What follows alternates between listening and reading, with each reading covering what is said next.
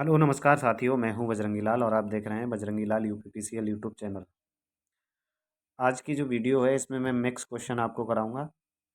इससे पहले हमारी सीरीज चल रही है कि यूपीपीसीएल टीजी 2 के जो प्रीवियस ईयर के पेपर हैं वो सभी आपको कराए जाएं।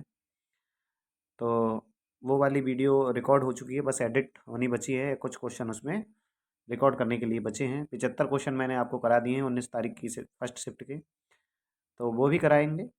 और आज से मैं एक नई शुरुआत कर रहा हूँ, डेली शाम को 9 बजे आपके लिए मिक्स 20 क्वेश्चन प्रैक्टिस सेट लेकर आया करूँगा डेली। अगर आप मुझे साथ देंगे तब कमेंट बॉक्स में अगर दो चार भी बच्चे मुझे कह देते हैं कि ये क्लास कंटिन्यू चलाइए, तो मैं पूरा प्रयास करूँगा इस क्लास को कंटिन्यू रखने का। तो चलिए ज़्यादा हवाबाजी नहीं करते हैं और शुरू करते हैं। हम आज की क्लास का पहला क्वेश्चन है कि निम्नलिखित में से कौन सा परमाणु का सबसे हल्का कण है।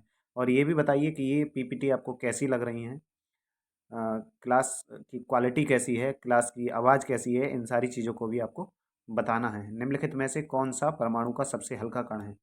प्रोटॉन, इलेक्ट्रॉन, न्यूट्रॉन और आयन। तो हम सभी जानते हैं कि परमाणु का जो सबसे हल्का कण होता है वह होता है इलेक्ट्रॉन। क्या होता है? परमाणु का सबसे हल्का कण होता है इलेक्ट्रॉन। अब परमाणु में हल्का भारी के आधार पर सबसे जान लीजिए, देखो हम जानते हैं कि किसी नाभिक का परमाणु, किसी परमाणु का जो नाभिक होता है वो इस प्रकार होता है। अगर ये परमाणु है तो उसके अंदर केंद्र में नाभिक रहता है और नाभिक में प्रोटॉन और न्यूट्रॉन रहते हैं। तो न्यूट्रॉन सबसे भारी होता है। अगर पूछ लिया जाए आपसे सबसे भारी कौन होता है, तो सबसे भारी होता है न्यूट्रॉन। और न्यूट्रॉन से हल्का होता है प्रोटॉन और सबसे हल्का होता है इलेक्ट्रॉन। इसमें पूछा है सबसे हल्का कण कौन सा है, तो सबसे हल्का कण है इलेक्ट्रॉन। अब दूसरे प्रश्न की ओर चलते हैं। या कई बार आपसे पूछ लिया जाएगा कि परमाणु में जो तीनों कण होते हैं इलेक्ट्रॉन, प्रोटॉन, न्यूट्रॉन, इनके भार को इनके भार के अकॉर्डिंग इनको लगाइएगा। तो सबसे भारी कौन? न्यूट्रॉन, ठीक है। उससे हल्का कौन? प्रोटॉन। और सबसे हल्का कौन? न्यूट्रॉन। कुछ इस प्रकार से इसका क्रम होगा, ठीक है। विद्युत आवेश का मात्रक है, विद्युत आवेश का मात्रक क्या है? एम्पियर है, वोल्ट है, ओम है या कूलाम है। कुछ बच्चे कहेंगे कि क्वेश्चन कुछ सरल हैं। हाँ भाई, कुछ क्वेश्चन आपको सरल लग सकते हैं, लेकिन मेरी कोशिश है कि आप तक बेस्ट से बेस्ट और ऐसे क्वेश्चन आप तक पहुंचाए जाएं जो एग्जाम में आते हैं। कई बार आप उन क्वेश्चंस को सरल समझ लेते हैं जो एग्जाम में आते हैं। आपने प्रैक्टिस की है इसीलिए आपको वो सरल लग रहे हैं, और दूसरों ने अभी शुरुआत नहीं की है, उनको यही क्वेश्चन टफ लग रहे होंगे। विद्युत आवेश का मात्रक क्या होता है? विद्युत आवेश का मात्रक होता है कूलाम। और कूलाम को हम क्यू से प्रदर्शित करते हैं। इसके लिए दो सूत्र होते हैं, क्यू बराबर आई टी, ठीक, और दूसरा होता है क्यू बराबर एन ई। आई टी, आई जहाँ पे धारा है, टी बराबर समय है। तो विद्युत आवेश का दूसरा मात्रक हम एम्पियर सेकंड भी कहते हैं। यदि यहाँ ऑप्शन में होता है एम्पियर सेकंड और तीसरा ऑप्शन दे दिया होता बहुत ए और बी दोनों, तो हम वहाँ ए और बी दोनों लगाते। कूलाम आवेश का मात्रक है, इसके अतिरिक्त आवेश का मात्रक है एम्पियर और सेकंड, ठीक है। अगला प्रश्न है आवेश के मापन। आवेशों के मापन के लिए किस उपकरण का प्रयोग किया जाता है? अगर हमें आवेश मापना है तो किस उपकरण, कौन सी ऐसी मशीन कौन से ऐसे डिवाइस का प्रयोग करेंगे जिसके द्वारा हम आवेशों का मापन करेंगे? इलेक्ट्रोमीटर नहीं, इलेक्ट्रोग्राफ जी नहीं, और कैलकुलेटर।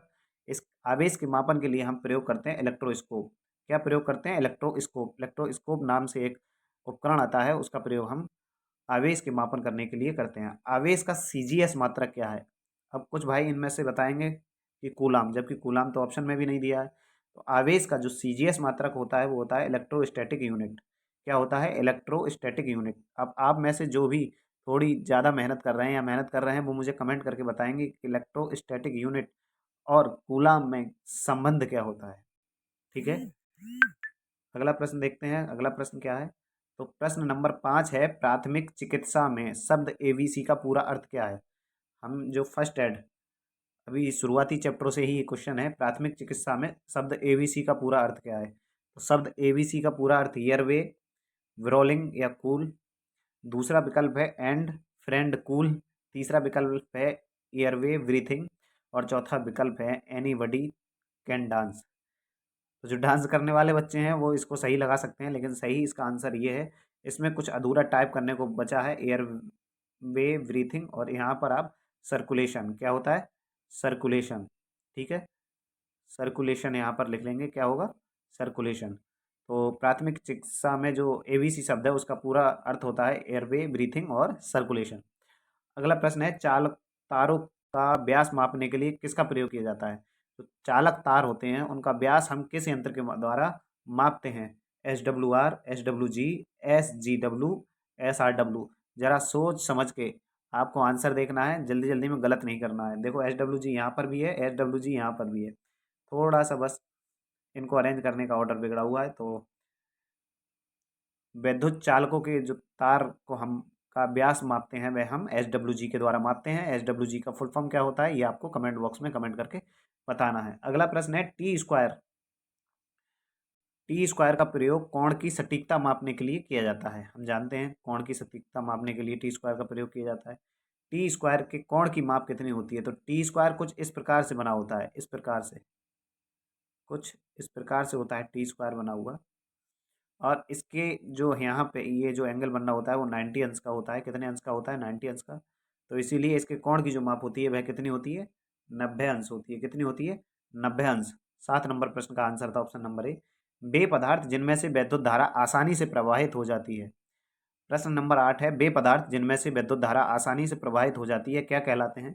कुचालक कहलाते हैं, अर्धचालक कहलाते हैं, सुचालक कहलाते हैं या इंसुलेटर कहलाते हैं? तो वे पदार्थ जिनमें से विद्युत धारा आसानी से प्रवाहित हो जाती है वे पदार्थ क्या कहलाते हैं? तो वे पदार्थ कहलाते हैं सुचालक।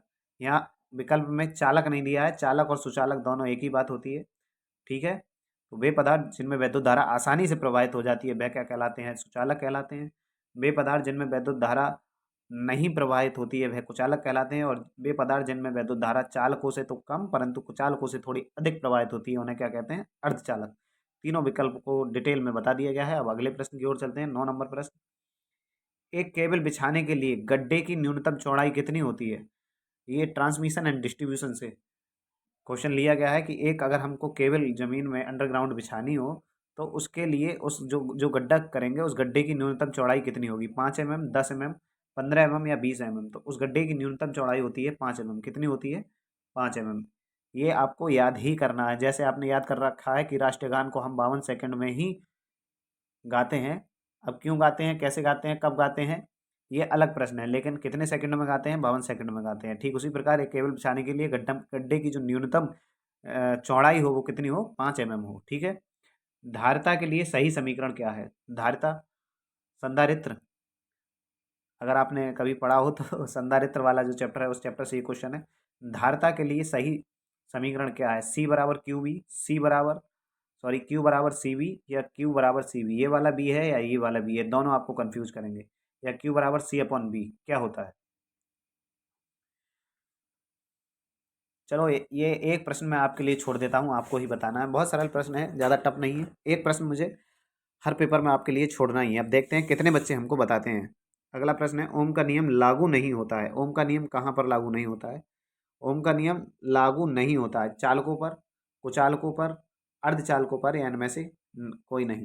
तो ओम का नियम चालकों पर, चालकों के साथ साथ कुचालकों पे भी कई जगह लागू होता है परंतु अर्धचालकों पर ओम का नियम लागू नहीं होता है। विकल्प प्रश्न नंबर 10 का विकल्प नंबर 3 सही आंसर होगा। कार्य करने की दर को क्या कहते हैं? कार्य करने की जो दर होती है उसको क्या कहते हैं? कार्य कहते हैं, समय कहते हैं, विद्युत धारा कहते हैं या शक्ति कहते हैं? तो कार्य करने की जो दर होती है उसको क्या कहते हैं? शक्ति कहते हैं। क्या कहते हैं? शक्ति। आपने पढ़ा होगा फिजिक्स में P बराबर W अपॉन टी, ठीक है। W क्या है यहाँ पर? कार्य, और T क्या है? समय। मतलब कार्य करने की जो दर होती है उसको हम क्या कहते हैं? शक्ति कहते हैं। P क्या है यहाँ पर? पावर, मतलब शक्ति। अगला 12 नंबर प्रश्न है दो धारावाही चालकों के मध्य लगने वाले बल को ज्ञात करने के लिए किस नियम का प्रयोग करते हैं? दो धारावाही चालक हैं उनके मध्य कितना बल लग रहा है, इसको ज्ञात करने के लिए हम कौन से नियम का प्रयोग करते हैं? तो ये नियम है आइंस्टीन का नियम, बायो-सेवार्ट का नियम, किरचॉफ का नियम या लाप्लास का नियम। तो हम इस बल को ज्ञात करने के लिए बायो-सेवार्ट का नियम प्रयोग में लेते हैं। कौन सा नियम प्रयोग में लेते हैं? बायो-सेवार्ट का नियम। अब 12 नंबर प्रश्न है चालकत्व। चालकत्व की इकाई क्या है? चालकत्व की इकाई क्या है? ओम, कूलाम, सीमेंस या न्यूटन? तो हम सभी जानते हैं चालकत्व मतलब कंडक्टिविटी की इकाई होती है सीमेंस। क्या होती है? सीमेंस। बेचालक जो उपकेंद्र की शक्ति को लेने, यहाँ पर थोड़ा टाइपिंग मिस्टेक है, बेचालक जो उपकेंद्र की शक्ति को लेने वाले, यहाँ पे लिखा जाएगा लेने वाले क्षेत्र से संयोजित करते हैं, ठीक है। लेने वाले क्षेत्र से संयोजित करते हैं क्या कहलाते हैं? पोषक, वितरक, सर्विसमेंस। तो वे वे चालक जो उपकेंद्र की शक्ति को लेने वाले क्षेत्र से संयोजित करते हैं उनको हम पोषक कहते हैं, जिनको अंग्रेजी में हम फीडर कहते हैं। ठीक है, फीडर ही तो उपकेंद्र की जो पावर होती है उसको उस क्षेत्र से कनेक्टेड करते हैं जिस क्षेत्र में सप्लाई जानी है, उसको हम बोलते हैं फीडर या पोषक। ट्रांसमिशन लाइन और वितरण लाइन में क्या अंतर होता है? एक मेन अंतर होता है ट्रांसमिशन और वितरण लाइन में, वो आपको बताना है। तो ट्रांसमिशन लाइन और वितरण लाइन में जो मेन अंतर होता है वो किसका होता है? ऑपरेटिंग वोल्टेज का अंतर होता है। आवेश, विद्युत वाहक बल, कूलाम, ये कोई मतलब नहीं होता है उसमें। ट्रांसमिशन लाइन जो होती हैं सबसे कम वोल्टेज पे ट्रांसमिशन लाइन जो होती है वो होती है 33 kV, कितने? 33 kV की। और जबकि डिस्ट्रीब्यूशन लाइन जो होती है, डिस्ट्रीब्यूशन लाइन जो होती है वो 11 kV से स्टार्ट होती है और उसके नीचे चली जाती है। 11 kV, फिर 440, फिर 230, ऐसे करके। ठीक है, तो ट्रांसमिशन और वितरण लाइनों में जो मेन प्रमुख अंतर है वह होता है ऑपरेटिंग वोल्टेज का। अब प्रश्न नंबर 16 देख लेते हैं। तापमान के बढ़ने पर चालकों का जो प्रतिरोध होता है, यदि किसी हम चालक तार का टेम्परेचर बढ़ाएंगे तो प्रतिरोध पे क्या अंतर पड़ेगा? तो हम जानते हैं जो चालक होते हैं उनका प्रतिरोध बढ़ाने पर, तापमान बढ़ाने पर प्रतिरोध क्या होता है? बढ़ जाता है। प्रतिरोध क्या होता है? बढ़ जाता है। ठीक है, ओवरहेड लाइनों में तापमान बदलने पर, बदलने लिख के आई यहाँ पे, बढ़ने पर, ओवरहेड लाइनों में तापमान बढ़ने पर क्या होता है? लाइन का सैग बढ़ता है और तनाव घटता है। लाइन का सैग बढ़ता है और तनाव बढ़ता है। लाइन का सैग घटता है और तनाव घटता है। लाइन का सैग अपवर्तित रहता है। ओवरहेड लाइनों में जब टेम्परेचर बढ़ता है, आपने देखा होगा गर्मियों के दिनों में ये तार जो एक दूसरे पोल से लगे होते हैं वो क्या होते हैं? ज़्यादा नीचे लटक जाते हैं, और इसी को हम कहते हैं सैग। जब सैग बढ़ेगा तो इसका जो तनाव है वो घट जाएगा, क्योंकि सैग और तनाव में व्युत्क्रमानुपाती का संबंध होता है। आपने पढ़ा होगा एस बराबर क्या होता है? 8 WL² WL² upon 8T। 8T करके होता है। 8 यहाँ पर नहीं होगा, मैं रबड़ से इसको मिटा देता हूँ। 8 यहाँ पर नहीं होगा, रबड़ ये है रबड़। हाँ, WL² अपॉन 8T होता है। तो टी मतलब यहाँ पर ये जो टी दिया है वह तनाव से है, और एल चालक तार की लंबाई, और डब्लू चालक तार का जो भार होता है वो होता है, और ये होता है सैग। एस से सैग को प्रदर्शित करते हैं। तो सैग और जो तनाव होता है उसके विपरीत या व्युत्क्रमानुपाती का संबंध होता है। तो मैंने वही बताया कि इसका जो सैग होता है वो बढ़ जाता है और तनाव घट जाता है ओवरहेड लाइनों में तापमान बढ़ाने पर या तापमान बदलने पर। बढ़ाने पर लिखा है वैसे तो यहाँ, लेकिन गूगल वॉइस टाइपिंग है तो इसलिए थोड़ा सा गलती हो जाती है कभी कभी। अगला देखते हैं। अब प्रश्न नंबर 18, ट्रांसफार्मर में टैप चेंजिंग का प्रयोग किस साइड पर किया जाता है? ट्रांसफार्मर चैप्टर आपने पढ़ लिया होगा। तो ट्रांसफार्मर में जो टैप चेंजिंग का प्रयोग किया जाता है वो हमेशा हाई वोल्टेज साइड पर किया जाता है। कौन सी साइड पर किया जाता है? हाई वोल्टेज साइड पर किया जाता है। अगला प्रश्न है, पिन टाइप इंसुलेटर बना होता है। आपने इंसुलेटर काफ़ी प्रकार के देखे होंगे। डिस्क टाइप इंसुलेटर होता है, सेकल टाइप इंसुलेटर होता है, एक एग टाइप इंसुलेटर भी हम बोलते हैं, और लड़ी इंसुलेटर भी बोलते हैं। ठीक उसी प्रकार एक इंसुलेटर होता है पिन टाइप इंसुलेटर। ये किस धातु का बना होता है? किस पदार्थ का बना होता है? तो ये पोर्सलिन का बना होता है। किसका बना होता है? पोर्सलिन का। और आज की क्लास का अंतिम प्रश्न है, कोरोना प्रभाव सामान्यतः किस रंग का होता है? कोरोना बीमारी नहीं, जो 2020 में आई थी, यहाँ आपसे पूछा गया है कोरोना प्रभाव सामान्यतः किस रंग का दिखाई देता है? लाल, नीला, पीला या हरा? तो ये प्रश्न DSSB की परीक्षा में एक बार पूछ लिया गया था। तो कोरोना प्रभाव नीले रंग का दिखाई देता है। कैसे रंग का दिखाई देता है? नीले रंग का। अब आपको क्लास जब आपने कंप्लीट देख ही ली है तो कमेंट बॉक्स में कमेंट करके ज़रूर बता दीजिएगा कि क्लास आपको कैसी लगी। इसी प्रकार की क्लासें और आपको प्रोवाइड किए जाएँ जिसमें मिक्स टाइप के क्वेश्चन हो। और सबसे ज़्यादा आपको बताना है कि जो मैंने टाइप इसकी स्लाइड बनाई है, स्लाइड में जो रंग है क्या वो आपको समझ में आ रहे हैं? अच्छे से दिख रही है स्लाइड? तीसरा, आपको बताना है कि इसकी वॉइस जो आवाज़ है मेरे द्वारा रिकॉर्ड की गई वो आवाज़ आपको कैसी लग रही है? उसमें किसी भी प्रकार का विरूपण, डिस्ट्रॉक्शन तो उपलब्ध नहीं हुआ है। और चलिए मिलते रहेंगे इसी प्रकार की और वीडियो के साथ, अगर आप यूं ही प्यार बनाए रखेंगे तो। और तब तक के लिए बने रहिए चैनल के साथ। अगली वीडियो में हम आपसे मिलेंगे। अगर आपका सही रिस्पॉन्स आया तो डेली शाम को 9 बजे, चाहे हमें कुछ भी करना पड़े, ये 20 क्वेश्चन की वीडियो डेली आपके लिए अपलोड होगी तो होगी। मिक्स क्वेश्चन होंगे इसमें, और अच्छे अच्छे क्वेश्चन आपके लिए लेकर आऊँगा, चाहे मुझे कितनी ही मेहनत करनी पड़े। ठीक है, बने रहिए चैनल के साथ। जय हिंद, जय भारत, जय हिंद।